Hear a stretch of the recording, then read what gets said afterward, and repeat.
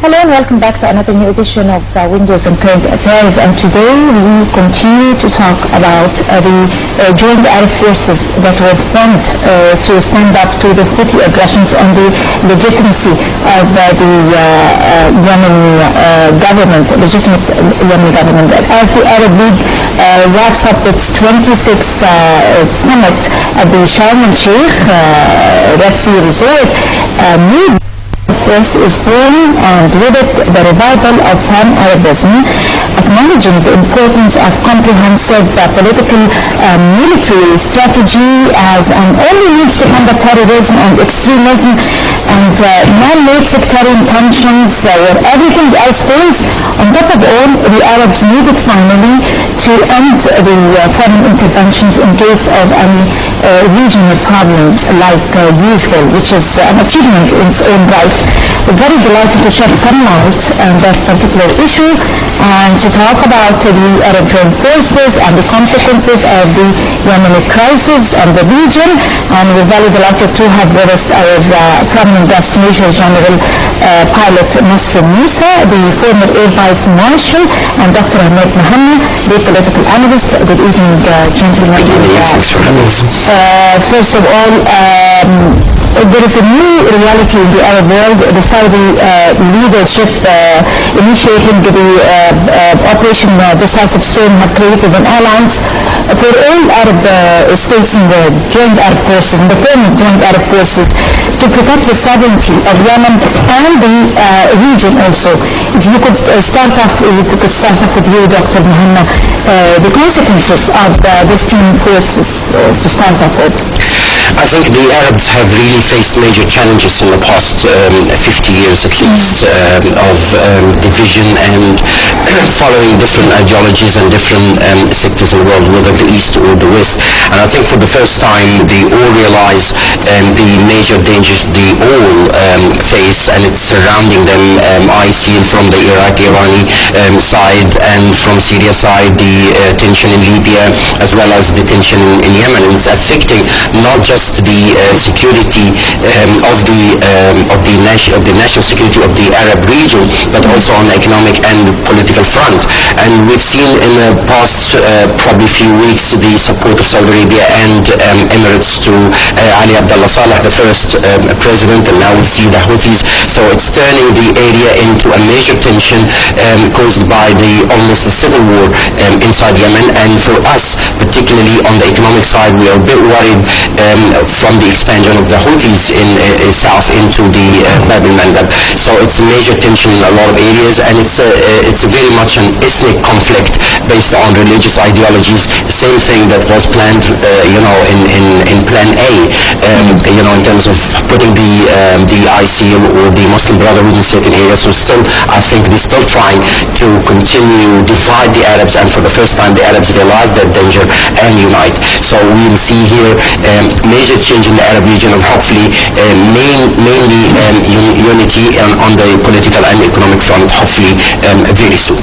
Right. To you, General Nasr, there is a new spirit that has been ignited by the initiative that was called for by Saudi Arabia to form the Operation Decisive Storm, and that originally has been called for by the late King Abdullah ibn Abdulaziz and repeatedly called for by President Sisi also on many fronts. But the most significant thing now is the role of the Arab League.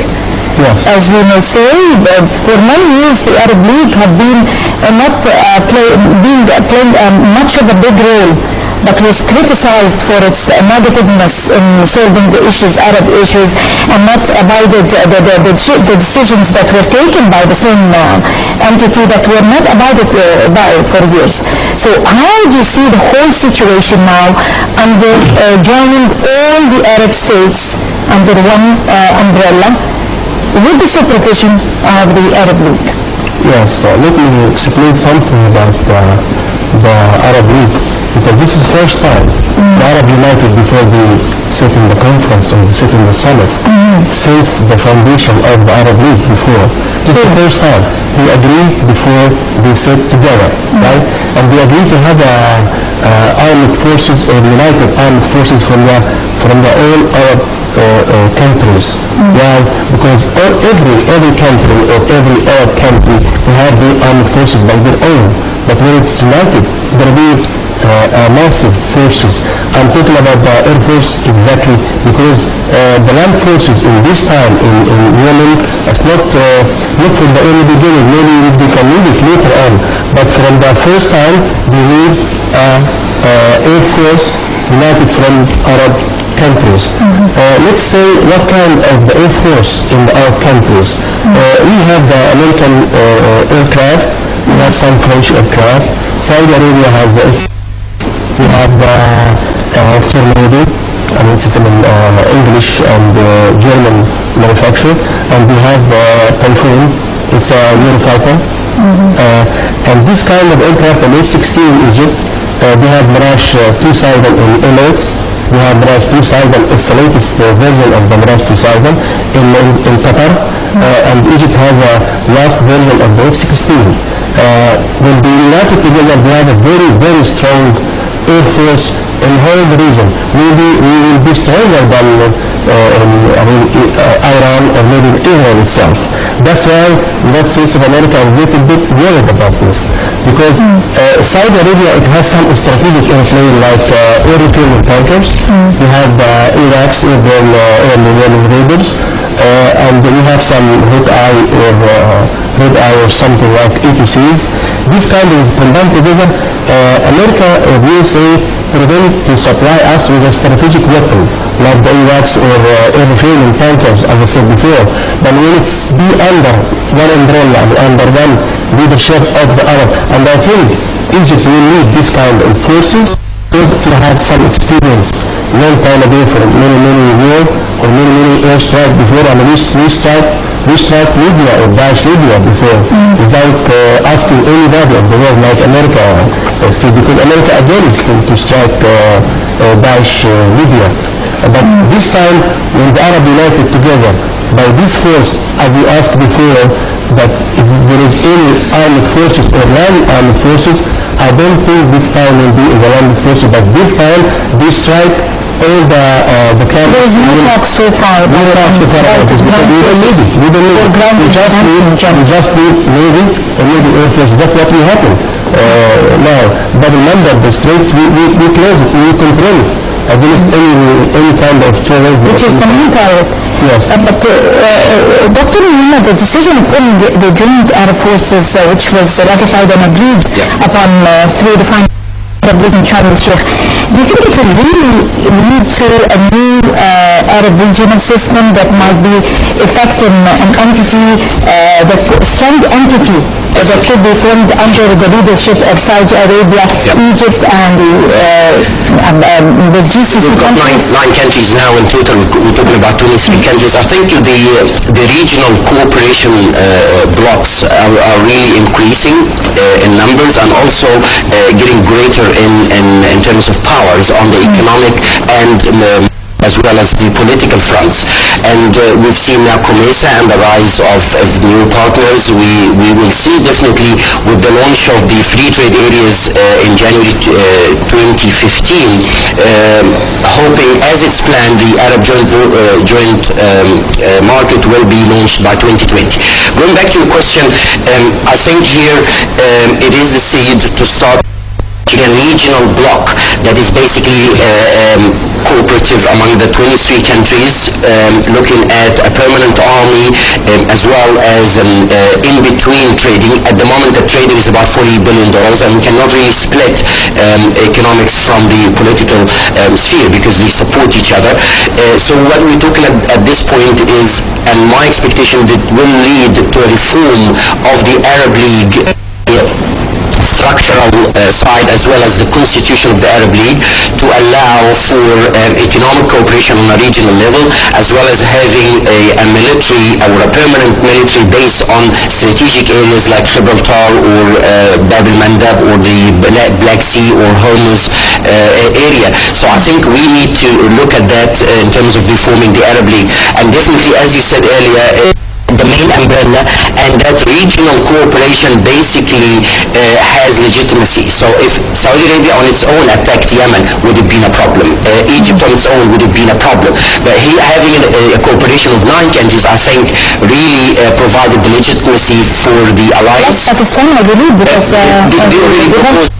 definitely. So when we started with 7, and now we talk about from the time. Absolutely. We didn't jump yet. Not yet. I think. But the Saudi series when we made an official visit, the defense Officially, but we didn't jump yet. We said that. Yeah, but I think the President General, we were still discussing the Saudi Arabia as the alliance. So definitely we will see a lot of progress at the moment, and let me in a split second I'll go back to the economic conference that was held in Egypt.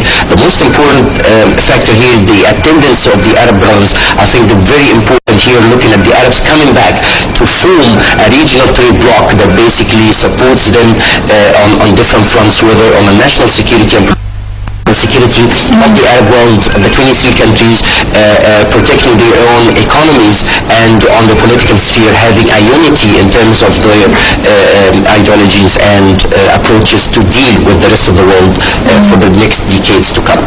I think the strike to Yemen doesn't need any kind of number of armed forces, as mentioned Dr. Ahmad about this. I think maybe 20 or 40 aircraft just quite enough to start. Yes, because that's why we don't need, or they don't need any kind of Pakistanis or some other foreign country. What about Iranian logistical support and... Iranian I think the Arab, the United Arab Armed Forces, or maybe the Air Force, will be stronger than Iran, will be stronger than Israel, as I said before. But we don't need more than that. That's quite enough for us, quite enough for Saudi Arabia to strike with some major countries. Not countries, like some other countries doesn't have any armed forces. Some of them doesn't have any kind of strong air forces. That's why some of the major countries like Saudi Arabia, Egypt, Qatar, maybe Emirates, Kuwait, but rest of the Arab countries doesn't have this kind of forces. That we don't need any kind of assistance coming from like Pakistan or something. That's why we stand a little bit far away from this. We didn't share yet, or we didn't participate in this kind of this also. There is some forces that basically are based on a number of strategic passes, like on the western part of Bab al-Mandab, like in Eritrea. Just if you allow me, in terms how legitimate is it to form a permanent Arab military basis on these strategic points, not in larger numbers, but at least just bases to have legitimacy to protect Bab al-Mandab in Morocco, Gibraltar. The Arab fighters, I believe, there were talks about if joint Arab affairs, but that's what I needed to ask. Is it possible? It's possible to reform, but we don't need, doesn't need to have base or have base in this kind of trouble area. Okay. But they have it, all these forces, they will ask them to, I think, will have some trouble in some areas. Okay. But especially Yemen, they do it to be close to the border, to the Yemen. When they finish, they go back to their bases of these countries. That's why. But if there is a full reform in the charter of the Arab League, can we do it? Yes, can we have bases? Yes. That's what I was in terms of the regional. we talked about it.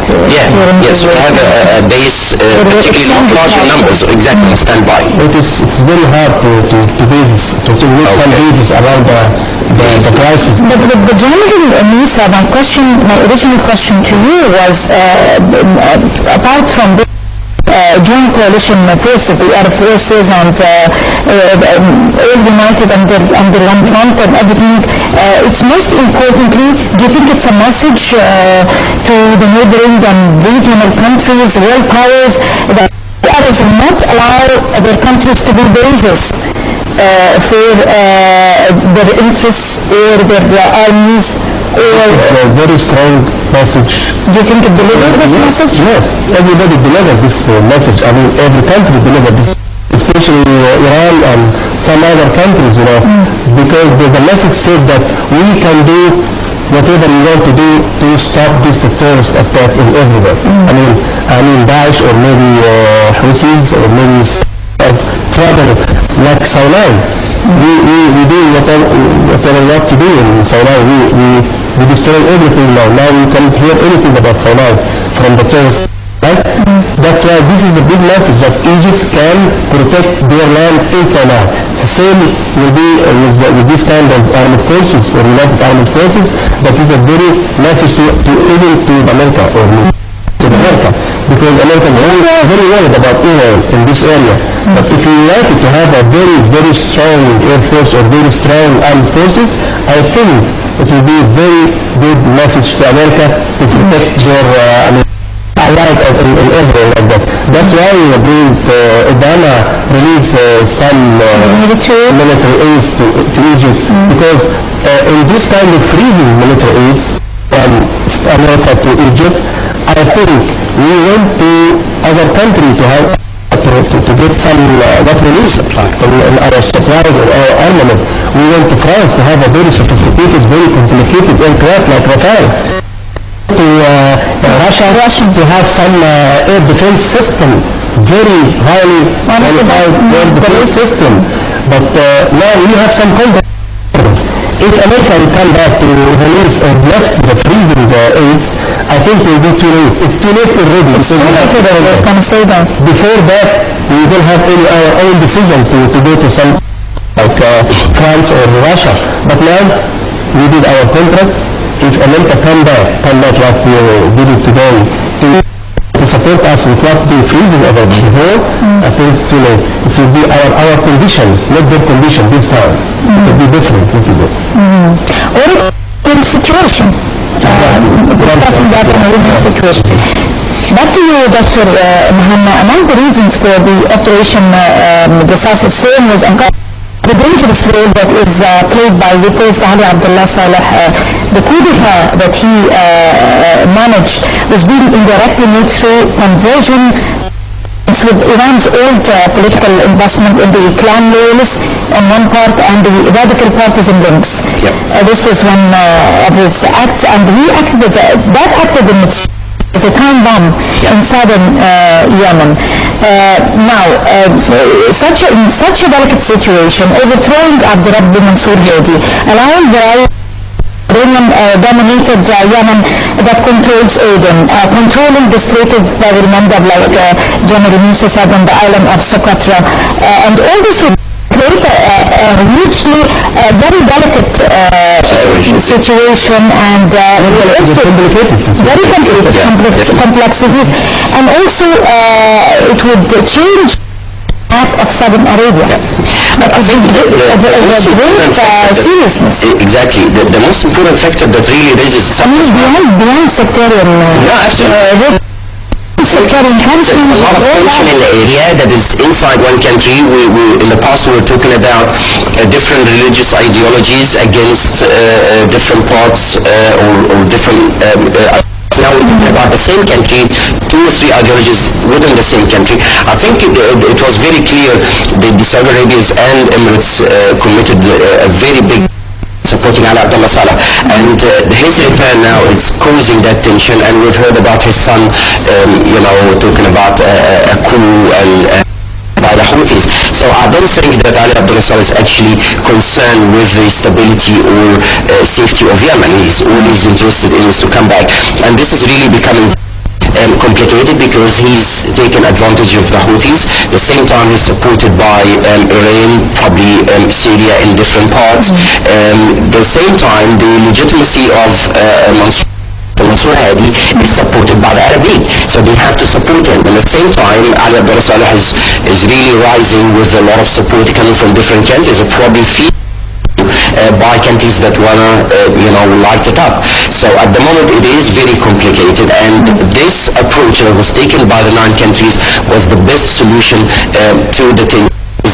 restore the legitimacy and the president of Abdulhadi Mansour back to his and cut out all conspiracies in that particular area, and later on we will negotiate and see who needs to be isolated or basically prosecuted. But at this point I don't think it was as it was a matter of choice. Absolutely. Pick a side. That's basically it. You have to pick a side, and it was very clear for the Arabs not to get deeply, because as I said in the beginning, Saudi Arabia and Emirates now what they did before was a mistake. So they actually helped Ali Abdullah Saleh. Now at the moment the Arab League has really decided to stand behind Abdulhadi Mansour, the right decision, and later on I think we will see a lot of events unfolding to show a lot of conspiracies to try to close down. And I think in the beginning perhaps Mr. John can more on that. I think it's plan B to the West to divide the Arabs and just coming from a different direction. What happened in 2011, 2012 was a plan A. It all with the rise of the June 30th revolution, I think they started with plan B. So I don't think it will end very soon, but we'll see a lot of conspiracy unfolding. From you to General Musa. In Yemen, you could see General Musa like the Houthis preaching dialogue and coexistence while they're building up their arsenals under the pretext of fighting maybe Sunni extremism that is presented in Al-Qaeda. That was the centerpiece maybe for a country like Iran to apply the regional and normalize, on the other hand, its relations with the U.S. at the same time, and escalating its expansionist ambitions in the region. How do you see that going down in the light of what's happening with, especially after Dr. Mehna talked about Ali Abdullah and his collaboration with the Iranian side and all that? I think, like Dr. said, this kind of a complicated problem or complicated tension in the region over there in Yemen, but it's like a game, the USA play a very good game for this state, that's why the Iran with USA or America will have a defined atomic solution for Iran, and they failed. But I think America play a good role in this and try to make some tension between Iran, Shia, and over there in Yemen. Also, Yemen has a national security for Saudi Arabia. If some trouble over there in Yemen, Saudi Arabia will be affected. That's why Saudi Arabia will lead this kind of struggle. There could also be Houthis in Saudi Arabia, a number of... Some of the Houthis in Saudi Arabia, in the southern of Saudi Arabia. That's why, I remember something in '62 when we attacked Yemen. This will be against Saudi Arabia, because Saudi Arabia need to have some stability in the presidential side in Yemen. That's why I said before, there's a national security for Saudi Arabia. But all these tensions affect in Saudi Arabia. That's why Saudi Arabia will come and cooperate with Hadi Mansour against some Abdullah Saleh. Abdullah Saleh was fighting the Houthis before, and now they united together against Hadi Mansour. I believe he is Shiite also. He fought before against... he is Shiite. I don't know. But now he's taking them a step. That's what he's using them. It's just a win-win situation against Abdulhadi Mansour. If it's a Shia, I think... but we need to come back, like Dr. Ahmad said, we need to come back with the presidential position. I don't know why, because what's happening in Syria the same in Yemen. What's happening in Iraq the same in Yemen and Syria. Everywhere in some weak countries divided for the sake of the CIA of which leads me to another question, especially to you as you could be an excellent strategic analyst. Strategically speaking, the complexities of the Yemeni situation, from the local sectarian tensions to the bigger problems of terrorism with the Saudi Arabia in the background, and combined with the importance of Yemen as a strategic location for foreign trade, all these country's volatile situation and potential to erupt and fall into complete collapse, God forbids. The Yemeni crisis in particular isn't at all an ordinary or an easy one, and at the same time it's not only sectarian tensions or extremism or problems of terrorism. How do you assess it strategically? Strategically, the Yemen is not affected in Saudi Arabia only, affected Egypt because of the Bab-el-Mandab Strait, right? This is national security for Egypt. Even if this United Arab forces, United Air Force, will strike or be united to attack Yemen, Saudi Arabia will ask Egypt to join together because this is Arab national security even in Egypt. Because of Bab-el-Mandab Strait, right? That's why Saudi Arabia and Egypt, they are lead everything. They have a lot of aircraft to destroy this kind of, to calm down the situation in Yemen and bring Hadi Mansour back, because Hadi Mansour was in Saudi Arabia now. But the tension is rising. But I think the strike of the aircraft now they calm down a little bit the tension over there in Yemen, and I think it takes maybe 1 month more to get everything. Only 1 month, you think? Only 1 month, I think. Because their target have been precised before, and they have some intelligent information about the target, and they strike the target especially at night. Because at night we have some aircraft, let me say something about to strike by the F-16 or the F-15, the day the same as night. We strike night because night is very calm, and also we can define exactly the target to strike. And we have some system in this kind of aircraft. But the other end also is good. The other end also, they have the same means, I believe. Fine, yes, but I'm talking about the strike target. Right. But what I said, it takes about 1 month more to get it done, to get the job done, to get the mission done over there. Right. Dr. Mehna, moving on to a country like Russia, observing the situation. An active participant of the 5+1, the 6 party nuclear talks, a good friend of Iran and a supporter of the Palestinian cause, a great partner of Egypt, and a seeker for better relations with the GCC. Russia has already urged Hassan Rouhani, the Iranian president, to not to meddle in the Yemeni crisis, but have also addressed the Arab League to resort to peaceful resolutions and not to, without the external interference, and that have drawn firm reactions from the Saudi Foreign Minister Saud al-Faisal, who stood very firm and pointed out to the dangerous role that Russia is playing in Syria. That's right. And said that they are having their share in the Syrian conflict, and stated clearly that Arabs can resolve their own problems with a recommendation from an external side. How do you assess the Russian side? Two principles that are very solid, but we never really notice them. Number one, the Russians want to get back to the warm waters. That's the Middle East area. There's a lot of resources. There's a lot of bases they control. This is the heart of the world. Looking strategically, and Mr. Jala can will know better than me in that. You've got Hormuz on one side in the east, you've got Gibraltar, you've got Bab-el-Mandab, you've got the Dead Sea, and South Africa, the Cape Town, and in the middle of that you've got the Suez Canal. So we can close the entire heart of the world. That's the middle. So on the strategic side, Russia wants like that for ages. But we never realized what importance really we have. Russia always knew that, and they want to get back to the warm water.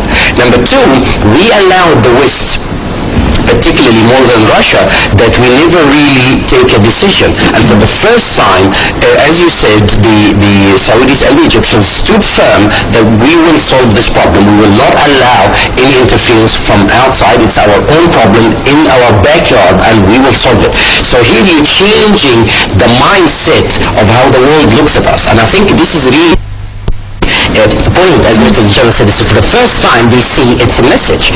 The first time the Arabs, and it's scary. But it could also be the real test for the Arab joint forces and their absolutely the rise rate and stability, and it remains. And that's why I'm worried about dissolving the army afterwards. I'm hoping that it will remain at least in some points on a strategic passes like Bab al-Mandab. So going back to the question, I think the complexity here, and let's also add another dimension that Yemen has always been a base for Al-Qaeda, and this is really what is the West. So here, how is that working now with Houthis, Ali Abdullah Saleh, Abdul Hadi Mansour and the Arab League, Al-Qaeda?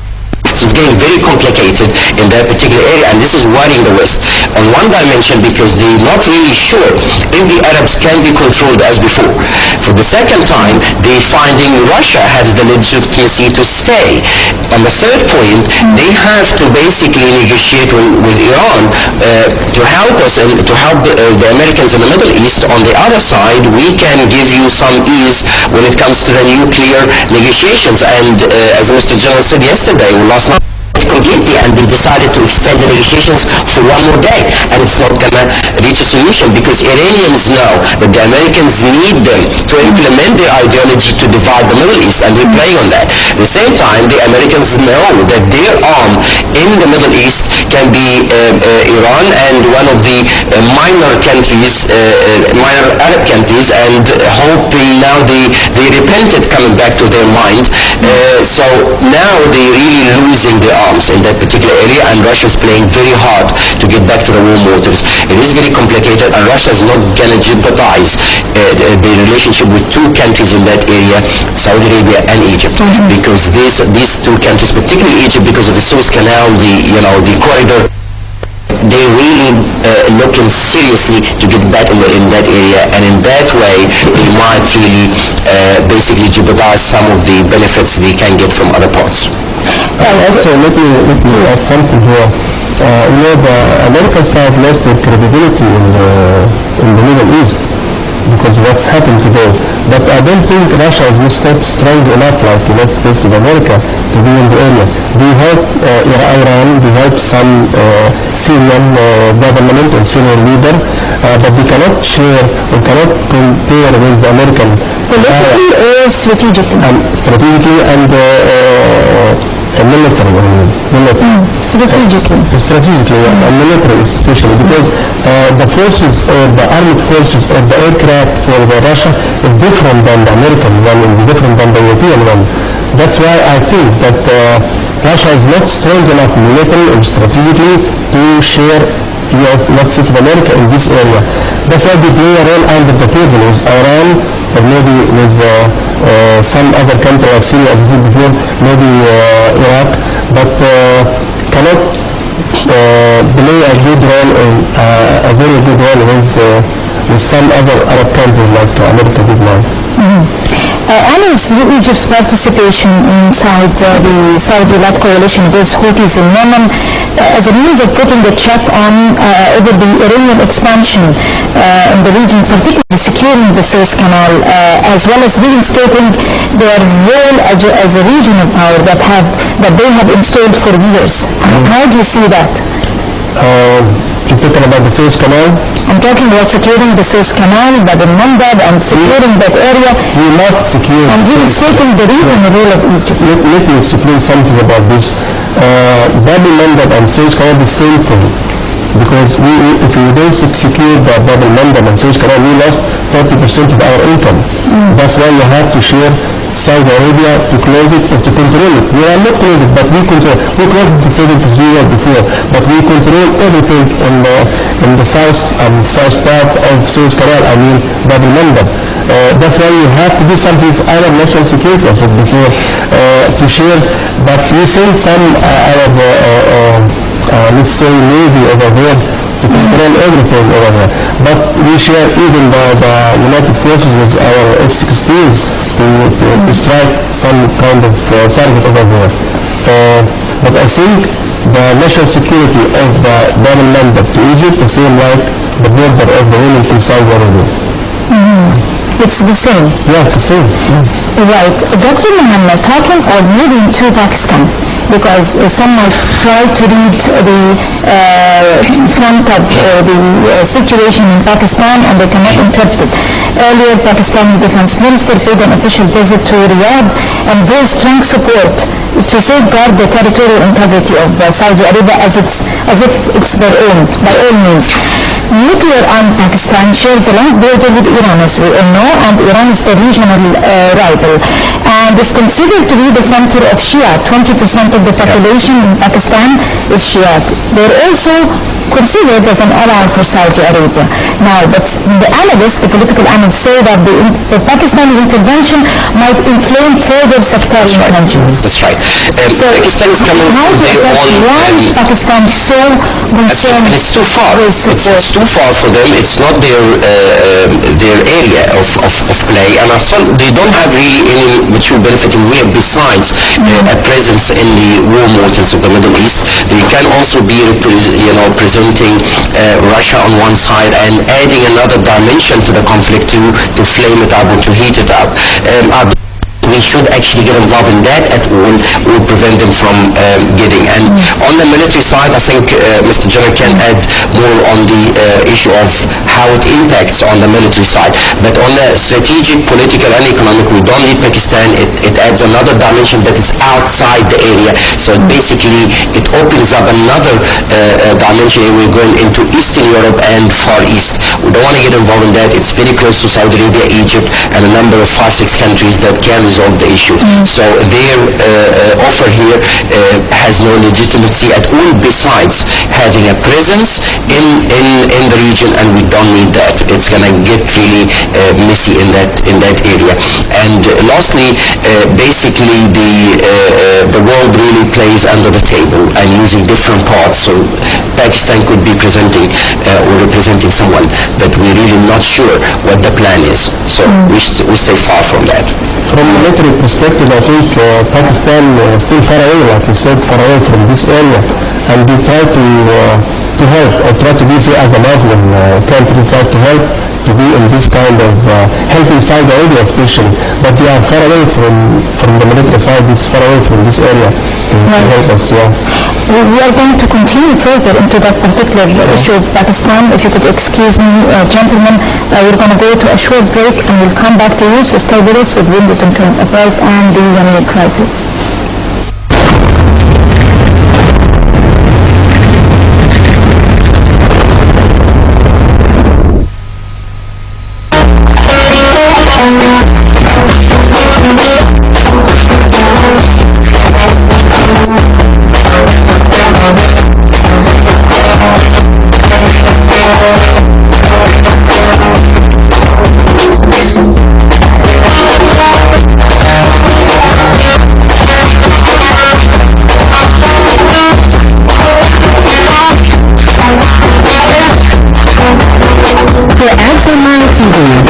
Egyptian radio and television news, the economic sector. Info at myinternational.net. Or call us on the following numbers.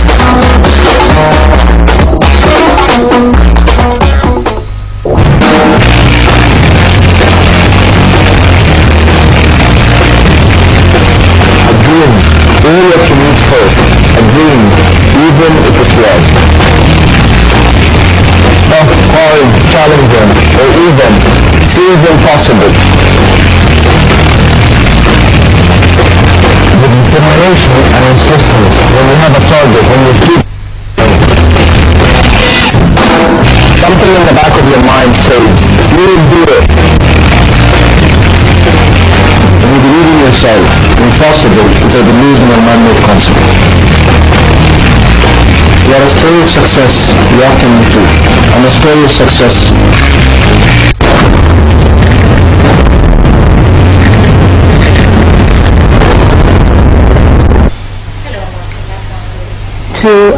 Continuing or resuming the Windows and Current Affairs, and we were talking about the joining of the Arab forces and the pan-Arabism that is kicking life back, and also we are talking about the Yemeni crisis, its consequences on the Saudi borders and the whole region. Going back to you, we were talking with you, Dr. Mehna, about the Pakistani front, which seems to be uninterpreted by some political analysts. They could not read it clearly. But if we go to the Egyptian side, General Musa. As part of the Saudi-led campaign, the Operation Decisive Storm, Egypt dispatched a number of warships, aerial and naval, towards Aden. They are also preparing troops should a ground is to take place. The intervention immediately raised questions on whether Egypt's participation in the war is vital, especially that Egypt itself is facing security threats in northern Sinai and some few places in Egypt, not everywhere of course. But with the Strait of Bab el-Mandeb and threatening the Suez Canal, the foreign trade, do you think it's vital enough for Egypt to participate in that? Sure. If our ships over there to control the Bab el-Mandeb, and we can start by the Air Force even. If something will happen, will be very dangerous to Bab el-Mandeb to close the Suez Canal, we can use our Air Force to strike it. It's not easy for us to leave Bab el-Mandeb as is. You know, we help Saudi Arabia for this kind of matter, but Bab el-Mandeb especially is very important, very essential to Egypt because of the Suez Canal. That's why we sent some ships over there to control the area, and if we need anything like any threat comes to the Bab el-Mandeb, we can strike it by the airplane because this is our life over there. We have already intervened by aerial and naval intervention. But the capacity of this intervention. The number of the aerial aircraft or the aerial forces is not big numbers, because the number is not very important, but the participation is very important, you know. But as I said before, it doesn't need any kind of this number of aircraft. You know, it was 180 aircraft participating in this kind of forces. Saudi Arabia already shared by 100 airplanes, you know. And the number of countries, it's very different. Emirates participated as 30 aircraft, or maybe Qatar 15, and Kuwait is 20, and some Bahrain about 15. It's almost 180. But we don't need Egypt maybe 12 airplanes, F-16. Only 12. Yes. As I said before, we don't need this number. This number is a message or like a show for the area or for anybody of the terrorist part in anywhere. Everywhere. Exactly. That's enough to tell them that we can participate in a huge number of airplanes to defend these Arab countries, and we can strike or attack any kind of terrorism attack comes everywhere. That's why only message. But as I said before, 20 or 40 airplanes is quite enough to get everything done. But a real show can unfold later on. Yeah. But going back to you, Dr. Muhanna, the Yemeni scenario is still carved in the memories of many Egyptians. The 60s scenario, referring to Egypt resuming its role as a regional player, the same role played by during the Egyptian intervention in Yemen in the mid-60s by late President Nasser. But back then Egypt was bogged down in Yemen and almost went bankrupt. Yeah. So why do you think Egypt participating in the Operation Decisive Storm is very different or far different from the 60s experience? The most important thing in history is that it repeats itself.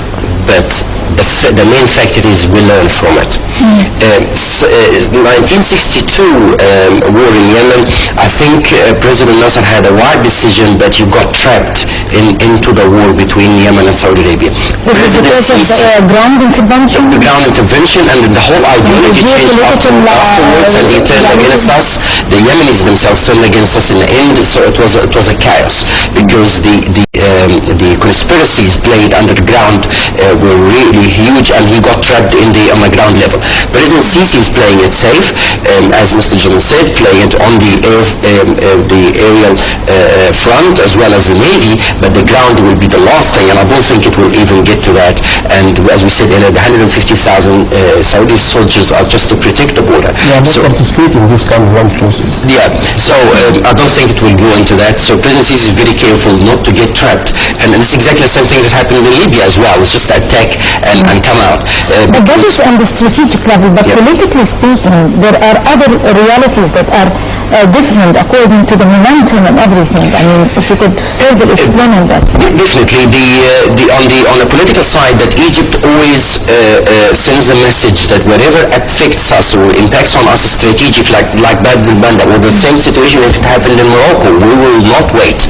And this is basically that Egypt will protect its national security, number one.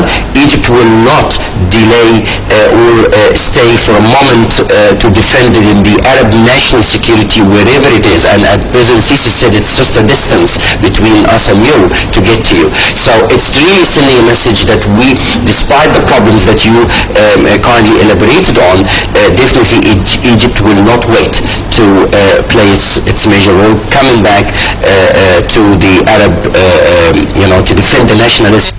Exactly the same message that President Nasser always defended. So here we're seeing the Arab nationalism in a different form, and it's coming, we're learning from the past. And I think here, as I said, the main fact is history repeats itself, but we always never used to learn. I think for the first time we're learning. I think also the differences in the sense of it is studied well, and the interests are unified.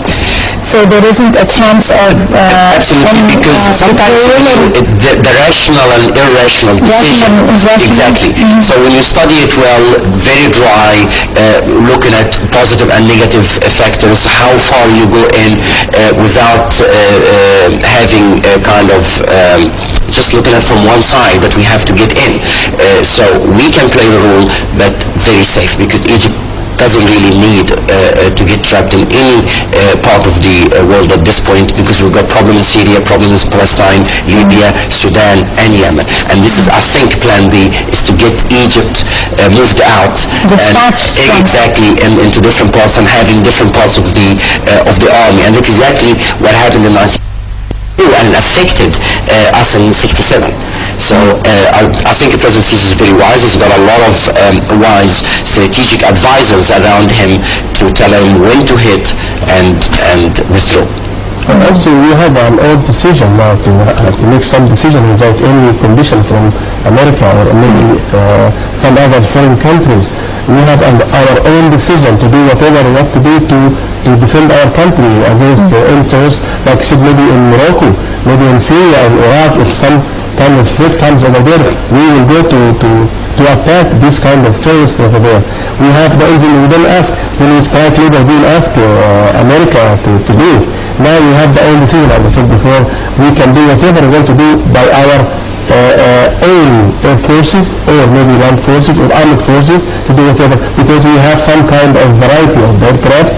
We have some kind of variety of weapon or armament to do whatever we want to do in this area. So that would lead me to a very important question, General Musa. Do you think what happened back then in the wake of the June 30th revolution and the United States suspending the military aid to Egypt as a part of a punishment for kicking out or ousting Mohammed Morsi of the Brotherhood, do you think that that led to the diversification, Egypt diversifying its military sources from probably now France after that, and maybe China? So do you think that they have done us a favor, the United States, when they suspended the military aid? The United States help us in this kind of issues. You think we owe them? No, we will thank him for this, because when they freeze the aids to Egypt since June the 30th, we, as I said before, we went to some other country to have more sophisticated weapons like Rafale and some other air defense. And America, United States of America, have some delay in the response. Because I have to explain something here very, very specific in this kind of issues.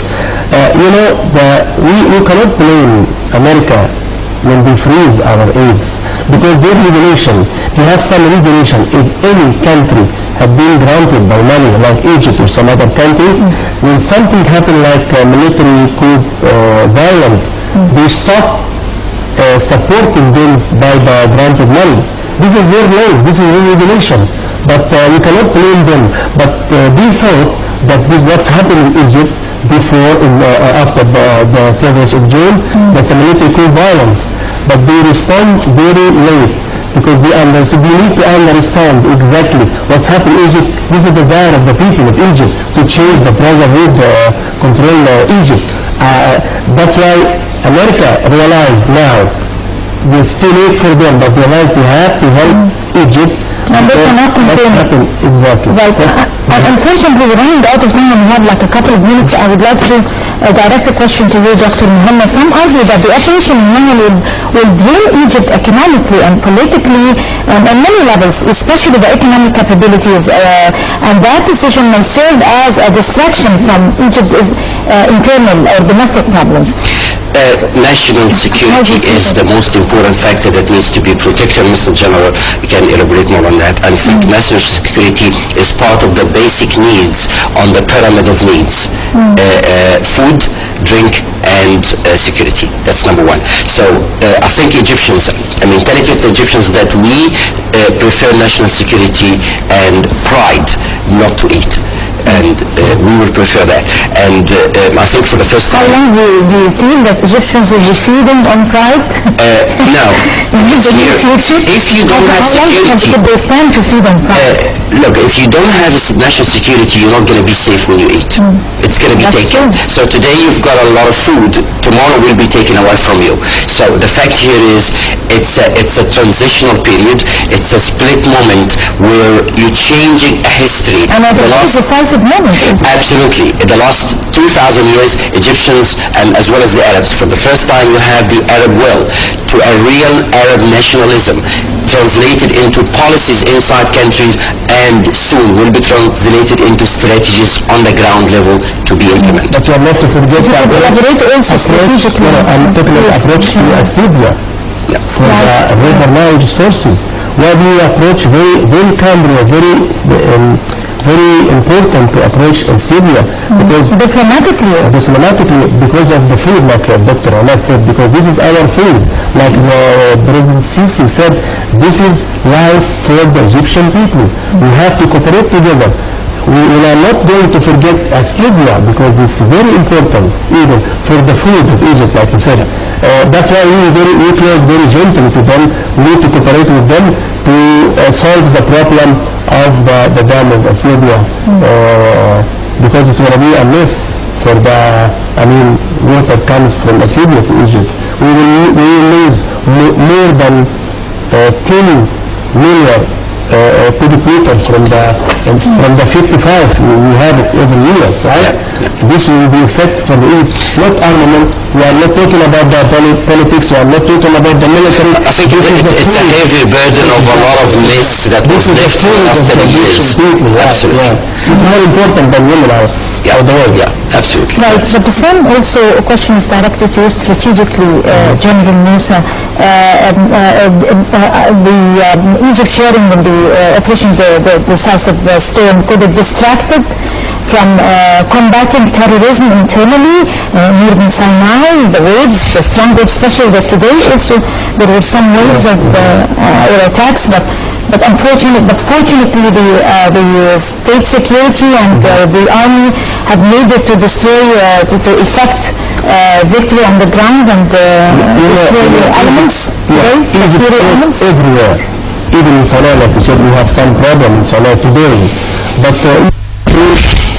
whatever we need to do to secure our land and our people over there. As we said, national security comes from Sinai, maybe from Yemen, from everywhere. But we need to distribute our armed forces everywhere, even inside, in Egypt itself, in the region, not in Sinai, not in Yemen, but we control everything, and it takes time, actually. This time, because we fight not a normal enemy. We will not see the enemy. The terrorist is hidden. It's hidden like a ghost. How can we fight the ghost? It's very, very, very hard to do. But we try to learn and try to have some lifting forces or special forces to fight. It's not normal way. We have to fight the terrorist with an abnormal way to get it done, to get the job done. Right, gentlemen, Dr. Ahmed Muhanna, the political analyst, and Major General Pilot Nasr Musa, the former Air Vice Marshal. Thank you very much for coming to Windows and Current Affairs. And I guess this brings us to the end of this edition of Windows and Current Affairs. Please join us again next week, and until then, let's say goodbye.